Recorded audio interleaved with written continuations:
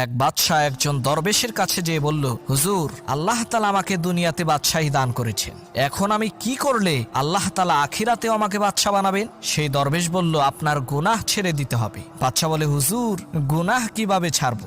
দরবেশ বলল, আপনি প্রত্যেক দিন 100 বার মৃত্যুর কথা স্মরণ করবেন। বাদশাহ বলল, ঠিক আছে। 1 মাস পর বাদশাহ আবার দরবেশের কাছে এসে বলল, হুজুর, আমি স্বর্ণের তৈরি তসবি দিয়ে প্রত্যেক দিন 100 বার মরণ মরণ তসবি জপি, তারপরও গুনাহ ছাড়তে পারছি না। দরবেশ বললেন, তোমার তো মৃত্যুর কথা স্মরণ করা একবারও হয়নি, তুমি তোমার বাদশাহী একদিনের জন্য আমাকে দাও, আমি তোমাকে শিখিয়ে দেব কিভাবে মৃত্যুর কথা স্মরণ করতে হয়। বাদশাহ বলল, ঠিক আছে। এবার দরবেশ ক্ষমতায় বসলেন, সিংহাসনে বসেই জল্লাদকে অর্ডার করলেন, বাদশাকে এই মুহূর্তে হত্যা করো। জল্লাদ দৌড়ে এসে বাদশার গলায় ছুরি ধরার সাথে সাথে বাদশা জ্ঞান হারালেন। জ্ঞান ফেরার পর দরবেশ তাকে বললেন, সবেমাত্র একবার মৃত্যুর কথা